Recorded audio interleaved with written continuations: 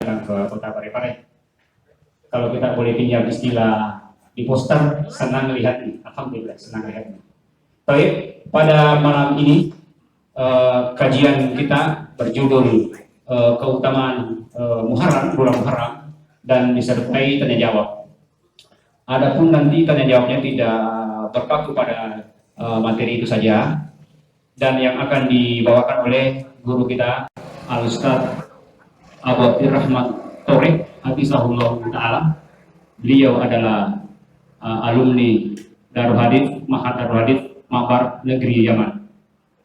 Beliau datang ke Parepare untuk rangkaian safari dakwah yang didukung tadi oleh Kapayu TV dari Makassar dan Madrasah Sunnah. Untuk lebih menghemat waktu, sesi pertama atau sesi tausiah sekitar 10-15 menit akan disampaikan langsung oleh Ustaz kita. Kepada Ustaz kami persilakan. Bismillahirrahmanirrahim. Alhamdulillahi rabbil alamin. Wa sallallahu ala nabiyyina Muhammadin wa ala alihi wa ashabihi ajma'in. Amma ba'd. Kaum muslimin wal muslimat dimanapun berada, rahimani wa rahimakumullah. Alhamdulillah, senantiasa kita memuji Allah subhanahu wa ta'ala, dan hanya Allah yang pantas untuk kita puji, sebab darinya lah semata segala nikmat yang kita rasakan. Allah subhanahu wa ta'ala berfirman, wa ma bikum min ni'matin faminallah. Dan nikmat apapun yang ada pada diri kalian, maka semuanya itu bersumber dari Allah subhanahu wa ta'ala.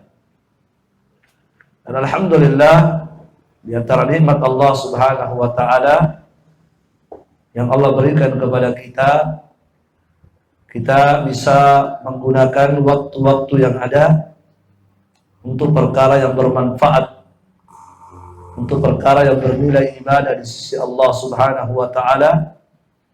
Sebab tanda baiknya keislaman seseorang ketika dia meraih yang bermanfaat saja dan meninggalkan segala yang tidak bermanfaat.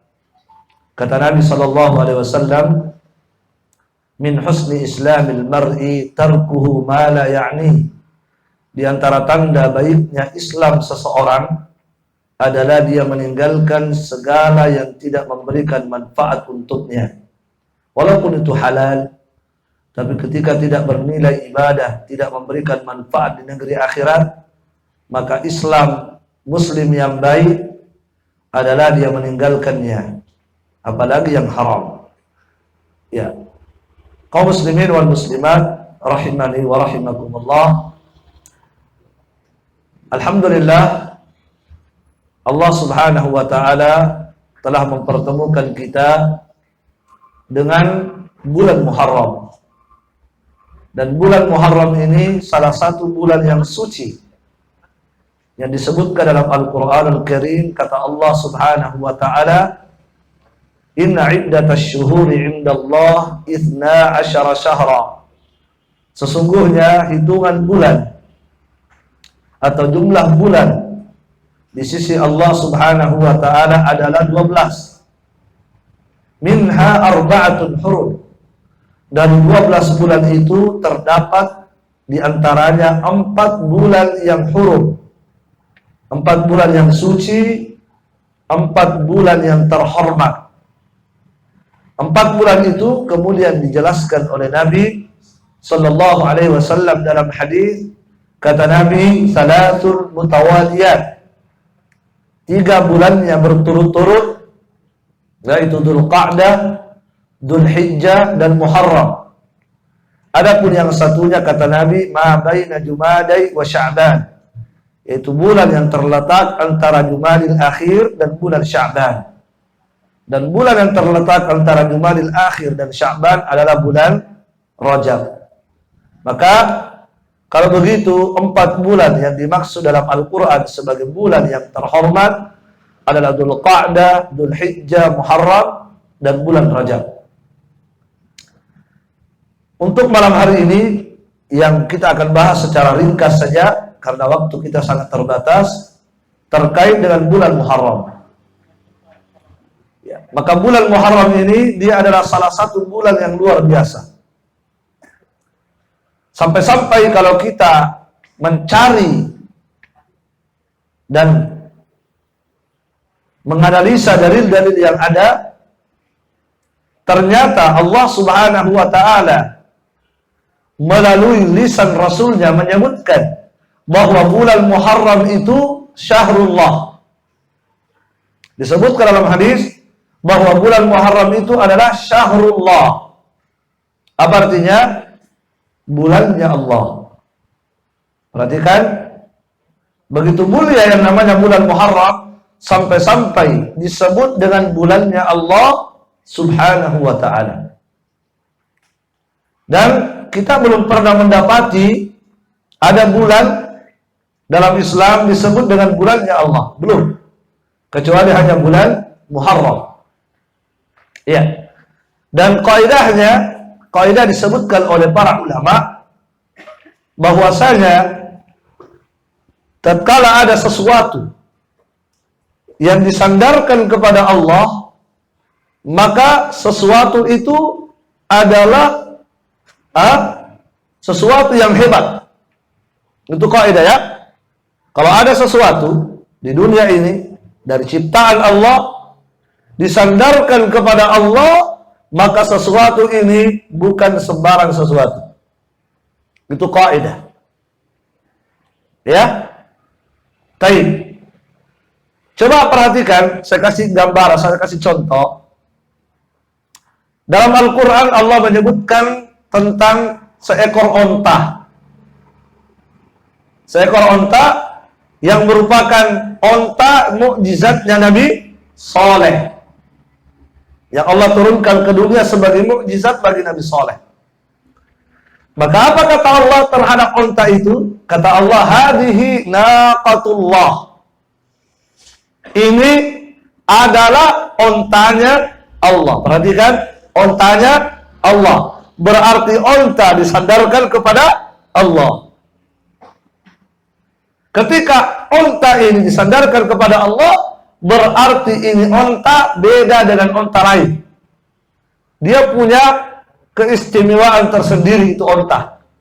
Kenapa? Karena onta itu disandarkan kepada Allah Subhanahu wa Ta'ala.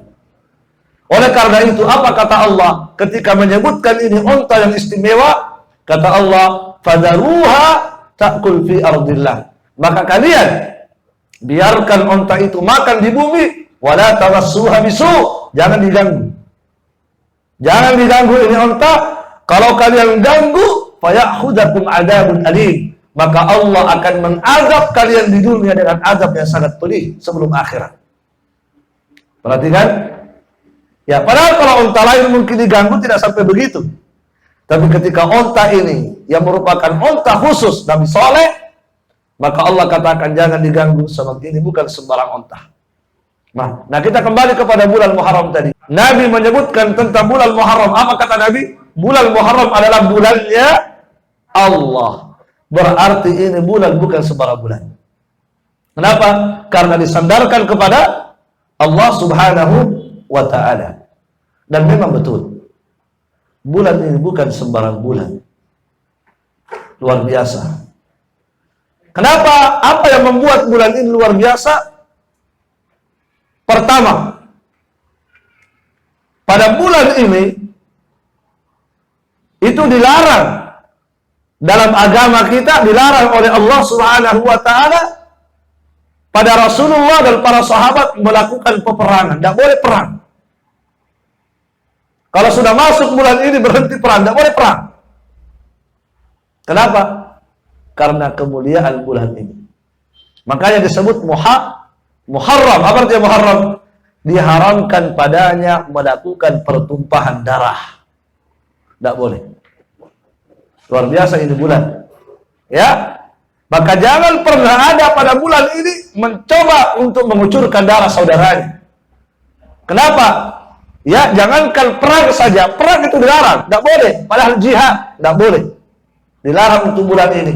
Nanti selesai baru boleh kembali ke perang. Tapi ketika masuk bulan Muharram, tidak boleh kalian melakukan peperangan.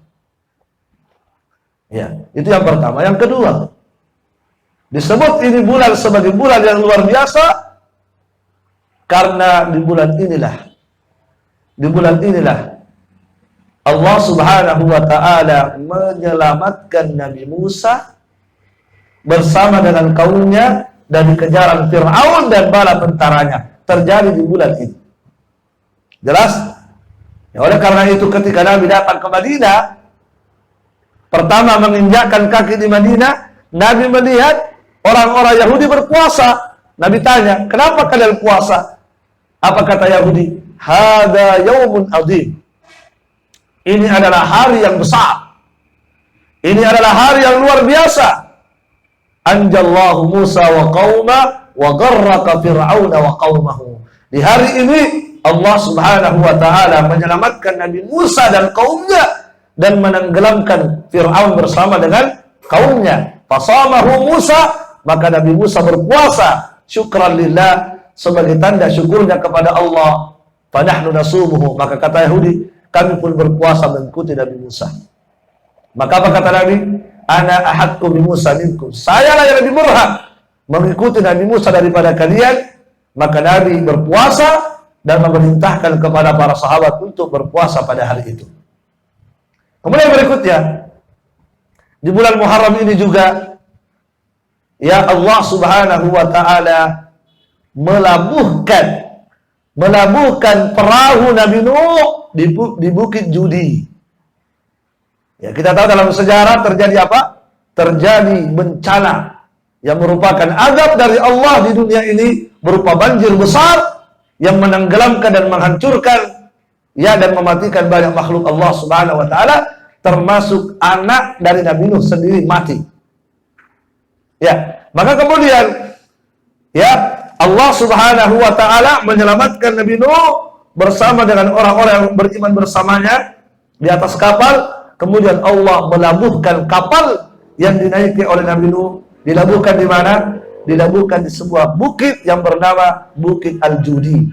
Dan itu terjadi pada bulan Muharram juga. Maka di bulan itu juga Nabi Nuh berpuasa sebagai tanda syukurnya kepada Allah Subhanahu wa taala. Ya.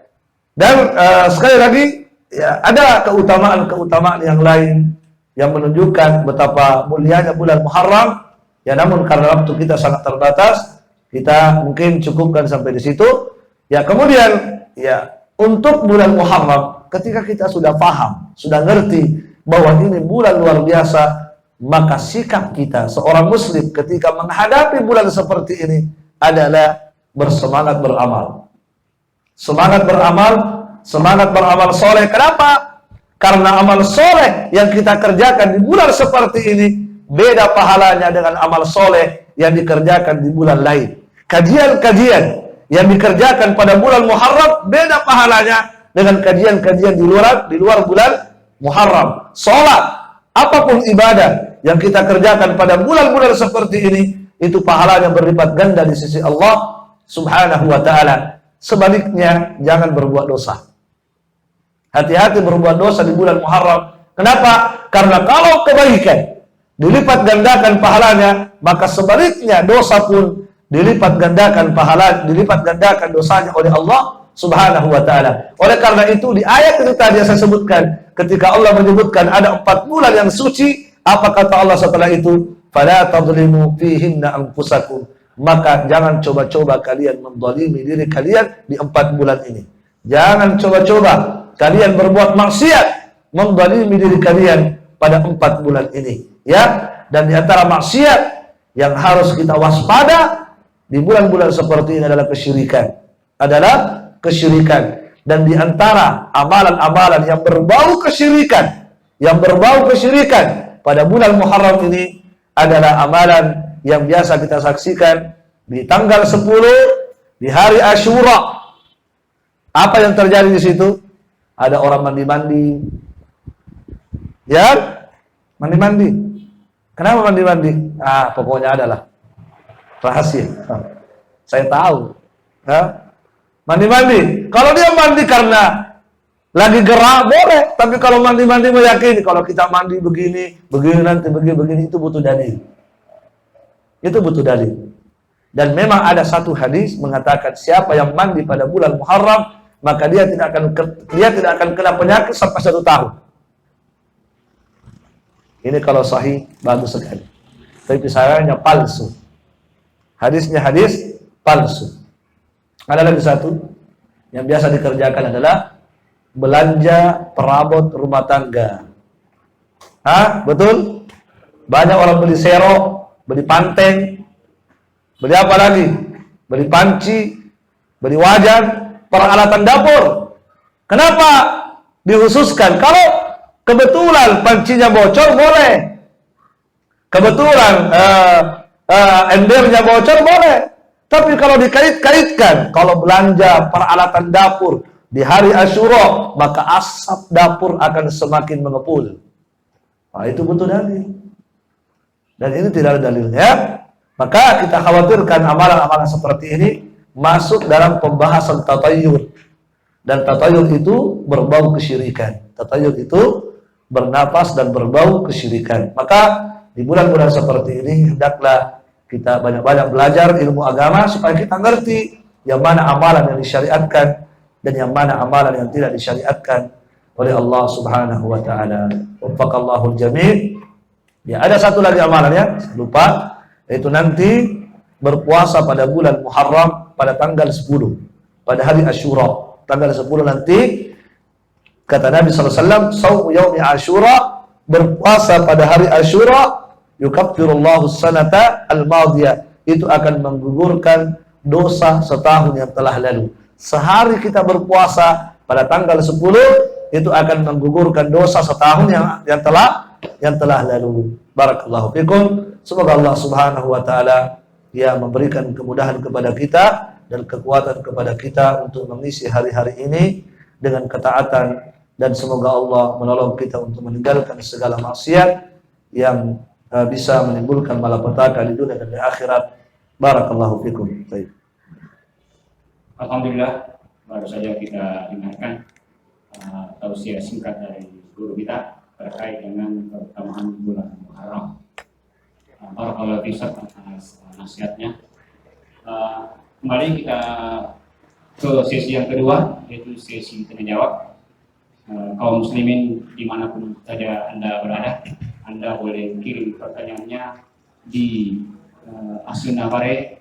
Kalau lewat WA bisa dikirim di nomor 082 292 393 494. Baik, kita mulai dulu dari peserta yang hadir di sini. Siapa yang ingin sekali bertanya, silakan. Ya, ada yang sebelah kanan sana. Tolong dikasih alat pengeras suara.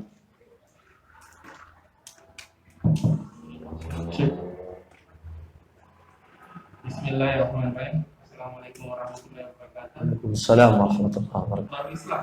Ya. Di sini ada syubhat yang tempat diletakkan pada Ustaz. Ia ditanyakan tentang tahun baru Islam ini. Nah, kemudian dia menjawab, tahun baru Islam itu masuk ke dalam masalah tradisi atau adat.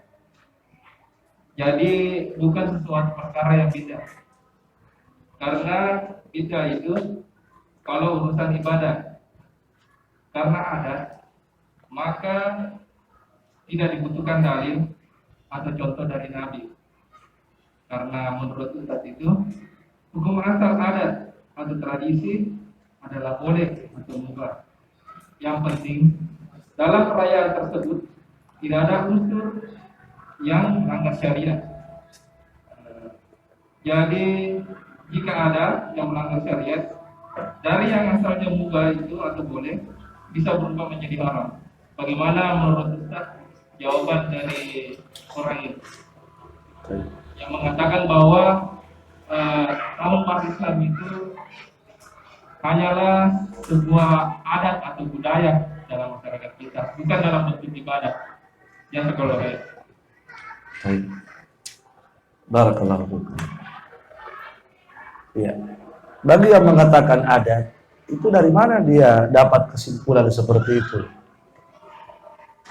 Coba tanyakan kepada mereka yang merayakan, apakah mereka mengatakan adat atau mereka mengatakan agama? Saya pikir mereka mengatakan agama ini. Ini sebagai rasa cinta kita kepada Islam, pengagungan kita kepada Islam, dan seterusnya, kan begitu. Maka perlu dulu dipastikan, apakah betul seperti itu? Mereka merayakan hanya adat? Tidak. Mereka merayakan itu atas nama agama. Jelas ya? Iya. Kalau dia atas nama agama, maka kita harus mencari dalil. Ya, kita harus mencari dalil.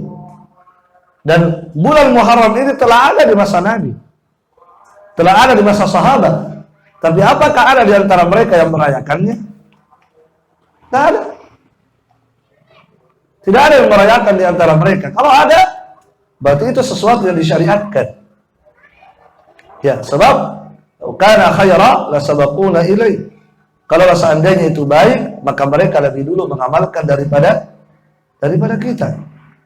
Ya, maka orang yang mengatakan adat, ya perlu ditanya ulang. Ya, betul tidak? Siapa yang mengatakan adat? Ya. Kalau mungkin dia mengatakan, saya mengatakan adat, tapi kebanyakan kaum muslimin mengatakan ibadah. Ya. Dan yang menjadi patokan adalah mayoritas. Al-hukmu alal ghalib an-nadir la hukmalah. Itu kaidah. Yang menjadi ukuran bagi kita kebanyakan. Apa yang merupakan pandangan kebanyakan itu yang dihukumi. Adapun pandangan sebagian kecil itu tidak dianggap. Jadi kalau mayoritasnya mengatakan ibadah, berarti itu yang kita hukumi. Kalau ibadah berarti butuh kepada dalil. Dan sudah jelas dalam Islam, perayaan kita cuma dua. Ya, perayaan kita cuma dua. Wallahu a'lam bishawab. Baik. Baik, insyaallah Ustaz. Kita beralih ke pertanyaan kedua lewat WhatsApp. Ini terkait muamalah Ustaz. Ada dua bersaudara yang adiknya ini membeli mobil di salah satu perusahaan leasing kendaraan mobil. Qadarullah di tengah perjalanan si adik ini terkendala kesulitan dalam melanjutkan cicilannya di leasing tersebut. Terjadilah nego antara kakak dan adik.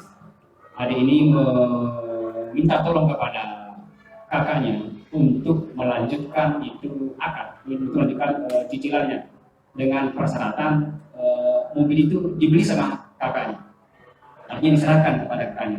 Terserah harganya berapa yang jelas si kakak yang melanjutkan lanjutan kreditnya di leasing tersebut.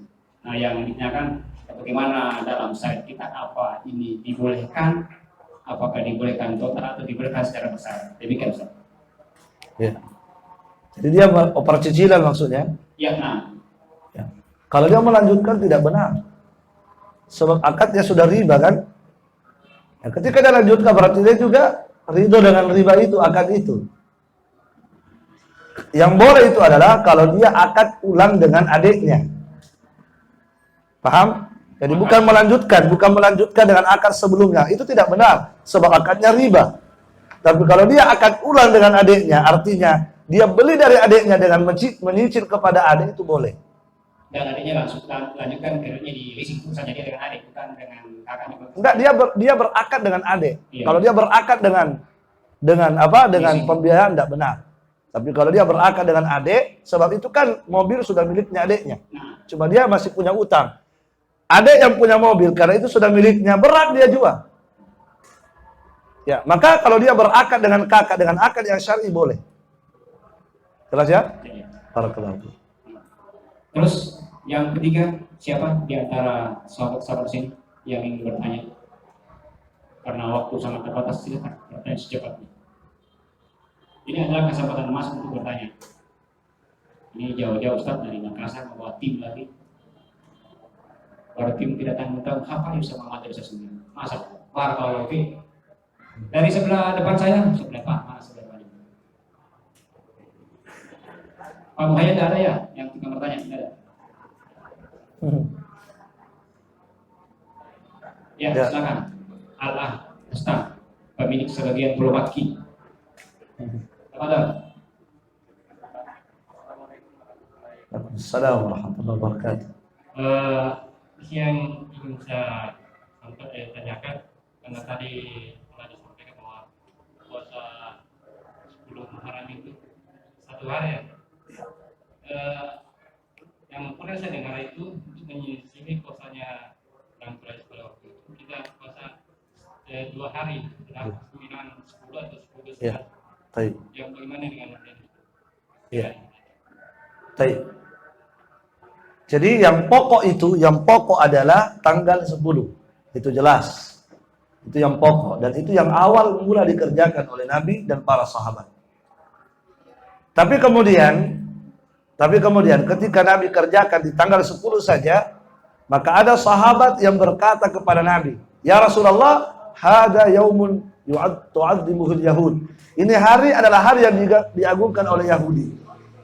Maka apa kata Nabi? Kalau begitu kata Nabi, "Idza kana al-'amul muqbil sumnal yaumat tasi insyaallah." Kalau begitu di tahun depan kita akan berpuasa di tanggal 9 dalam rangka menyelisihi mereka. Namun ternyata belum sampai tahun depan Rasulullah meninggal. Maka ini sudah sunnah, sebab Nabi sudah menetapkan untuk dikerjakan. Maka kalau ini lebih afdal dikerjakan 2 hari, 9 dan 10. Itu lebih afdal.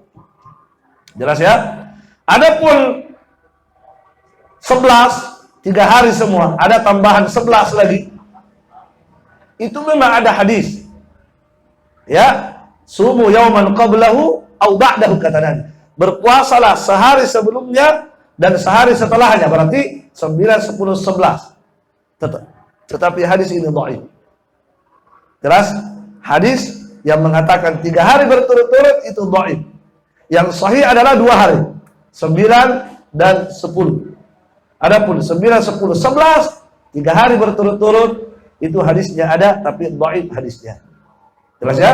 Tetapi kalau ada orang yang ingin mengamalkan dan tidak meyakini bahwa itu istilahnya ada keutamaan khusus kalau langsung 3 hari, ya maka tidak apa-apa. Yang penting jangan meyakini ada keutamaan khusus kalau langsung 3 hari. Kenapa? Karena untuk meyakini seperti itu butuh dalil. Sementara tidak ada dalil. Tapi bolehkah dia kerjakan? Boleh. Kenapa boleh? Mengambil dalil umum. Apa dalil umumnya? Disundahkan memperbanyak berpuasa pada bulan Muharram. Paham? Barakallahu fikum. Tetapi kalau ada orang yang mengerjakan hanya tanggal 10 boleh, tidak apa-apa. Tidak apa-apa, dan itu difatwakan oleh banyak ulama, termasuk Syekhul Islam Ibnu Taimiyah, Syekh bin Baz, dan ulama-ulama yang lain. Cuma yang lebih afdalnya adalah 2 hari itu tadi, 9 dan 10. Wallahu a'lam.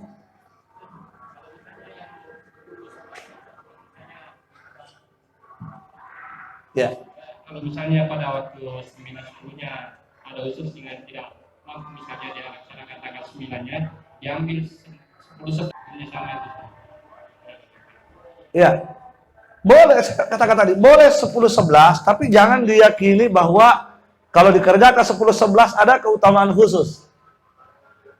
Sebab yang ada keutamaan khusus itu 9-10.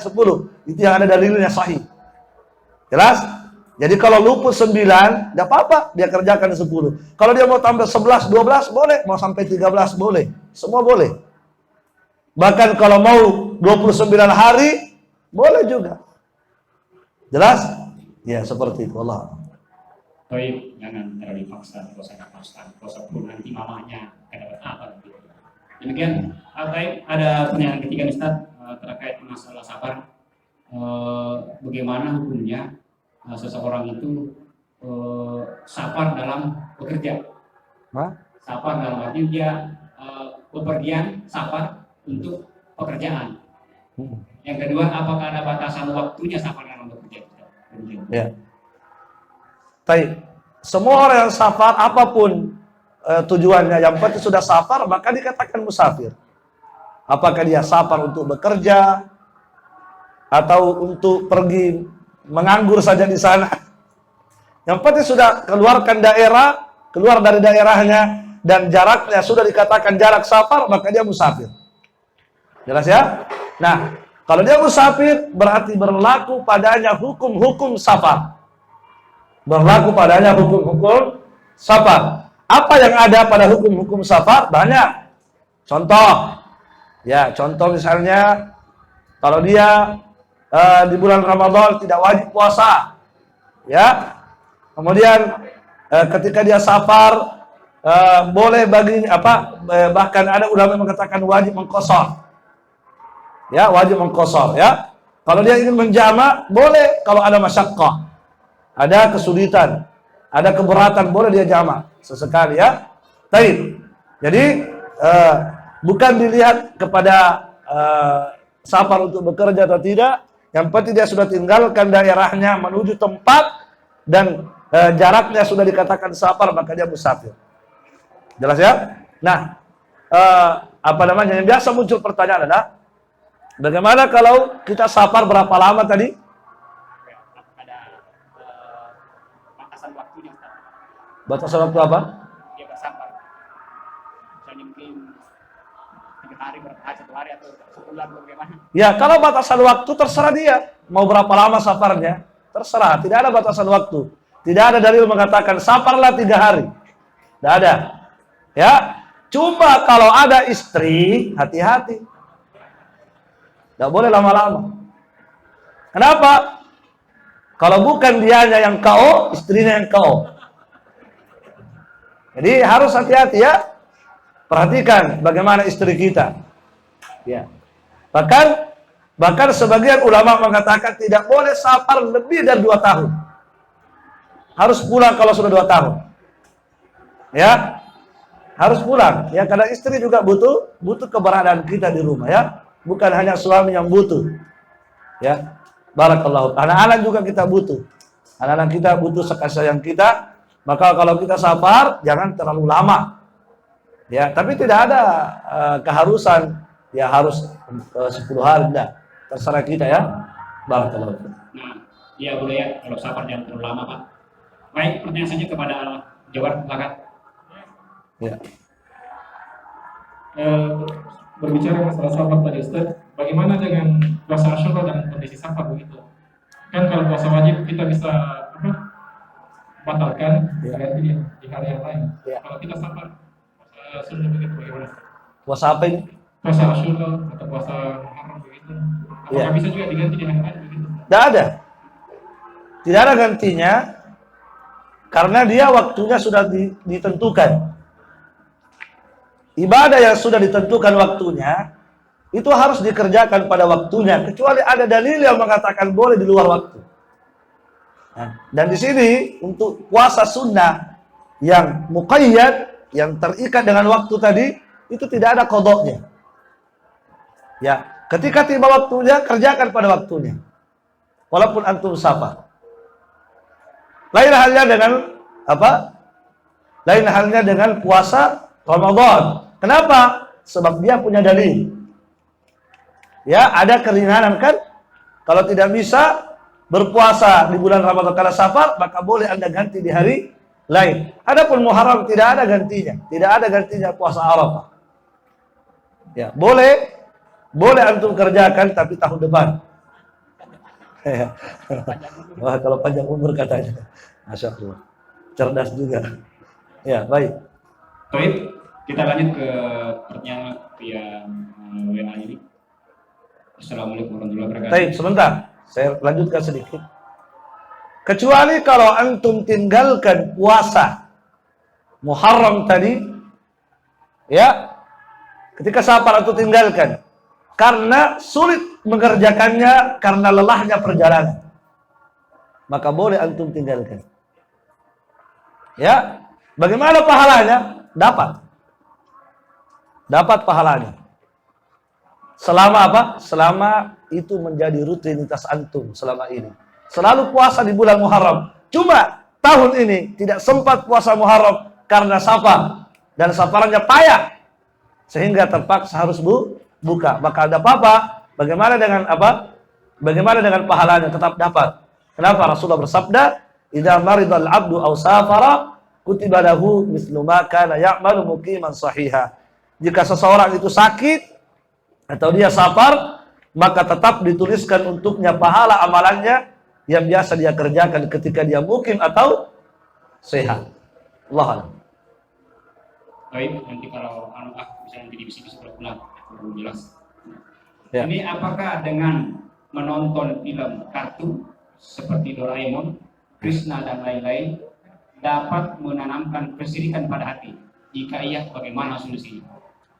Apa Ustaz? Ya. Baik. Sudah kita sebutkan tadi bahwa seorang muslim yang baik itu meninggalkan segala yang tidak bermanfaat. Jelas saya? Min husni islamil mar'i tarkuhu ma la ya'ni. Di antara baiknya keislaman seseorang meninggalkan yang tidak bermanfaat. Sekarang menonton film-film kartun itu jelas tidak ada manfaat. Apa manfaatnya? Menghabiskan waktu. Tidak ada manfaatnya sedikit pun. Ya. Kemudian juga yang kita nonton itu apa? Gambar. Kartu kan gambar. Dan itu gambar makhluk bernyawa, haram hukumnya. Bolehkah kita menonton yang haram? Tidak boleh. Sebab itu gambar makhluk bernyawa yang antum lihat. Harusnya antum ingkari, justru antum nonton. Gimana caranya? Kemudian apalagi kalau ada lagi alur ceritanya mukhalafatus syar'i. Ada penyelisihan, lebih parah lagi. Apalagi kalau sudah berbau kesyirikan, ya Doraemon, muncullah, ya Doraemon, berbau kesyirikan. Dan seorang muslim yang merupakan hamba-hamba pilihan Allah, itu diantara sifatnya dan karakternya disebutkan dalam Al-Quran, walladzina la yashhaduna az-zur. Mereka adalah hamba-hamba yang tidak sudi menyaksikan yang namanya kemaksiatan.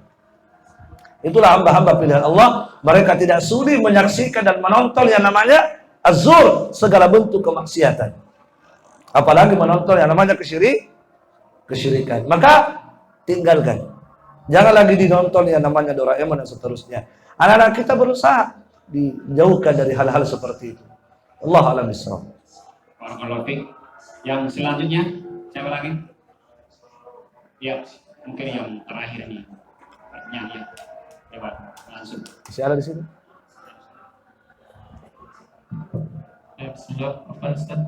Kembali mengenai berkaitan dengan safar, Ustaz. Bila mana ada kasus di mana seorang bersafar, kemudian dia menetap di tempat safarnya itu selama 1 bulan. Ya. Dia memilih untuk menjamak atau qasar salatnya selama sebulan itu, atau menyempurnakan salatnya, di mana dalam keadaan tersebut dia tidak menemukan kesulitan untuk menyempurnakan salatnya. Baik. Barakallahu. Iya. Terkait orang yang musafir, itu yang disyariatkan bagi orang musafir itu mengqasar. Adapun menjama itu tidak ada kaitannya dengan safar. Paham? Makanya menjama itu boleh dilakukan baik ketika safar maupun tidak safar. Boleh. Kenapa? Karena menjama sholat itu kaitannya dengan masyaqqah. Disyariatkan dia ketika ada apa? Ketika ada masyaqqah. Apa masyaqqah? Kesulitan, keberatan, kepayahan. Ya, maka ketika kita tertimpa kesulitan, kepayahan mengerjakan sholat masing-masing pada waktunya, boleh dijama. Walaupun tidak safar. Contoh, antum sakit. Orang yang demam, bisa tidak sholat pada waktunya? Berat, maka boleh baginya menjama. Betul ya? Gitu. Ya, jadi tidak ada kaitannya dengan safar. Cuma kenapa kebanyakan orang yang safar menjama? Karena memang safar itu melelahkan. Ya kan?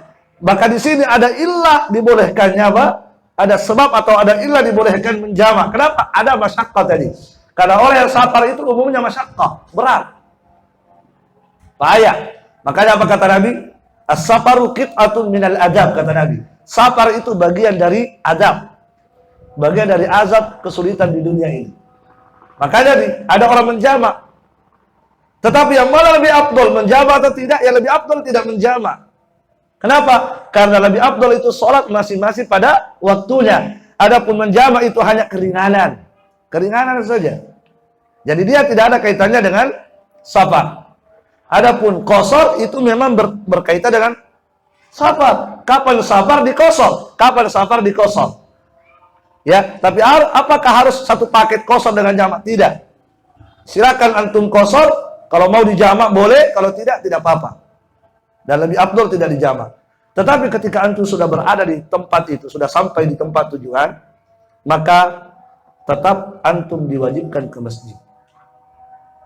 Kenapa? Karena antum harus memenuhi panggilan azan. Wajib tetap berjamaah di masjid. Ya, itu kalau sudah sampai di tujuan. Beda kalau sementara berjalan azan tidak harus singgah. Tapi kalau sudah sampai di tujuan, sampai di hotel, sampai di penginapan, ada masjid dekat dengar azan, wajib antum ke masjid. Kalau wajib ke masjid berarti antum tidak qasar kan? Kenapa? Karena harus ikut sholatnya imam. Iya, barakallahu fikum. Dipahami? Baik. Alhamdulillah, karena sudah masuk waktu isya, jadi pertanyaannya kalau belum disampaikan mungkin di kesempatan berikutnya. Untuk itu kepada para pendengar yang belum sempat kita jawab pertanyaannya, mungkin bisa dilanjut waktu kalau ada waktu. Baik, kami dari panitia Ikhwah Pare-Pare mengucapkan jazakallahu khair kepada staf bersama dengan tim Hapayu TV dan Madrasah Sunnah. Semoga apa yang kita laksanakan hari ini dan malam ini semua bernilai amal ibadah. Amin. Sekali lagi kami juga meminta maaf, memohon maaf jikalau dalam pelayanan kami ada yang kurang elok, kurang berkenan dan seterusnya, mohon dimaafkan. Kepada pemilik kafe Warkop kami juga berterima kasih. Demikian, subhanakallah bihamdik, asyhadu an la ilaha illa anta, astaghfiruka wa atubu ilaik. Assalamualaikum warahmatullahi wabarakatuh. Waalaikumsalam warahmatullahi wabarakatuh.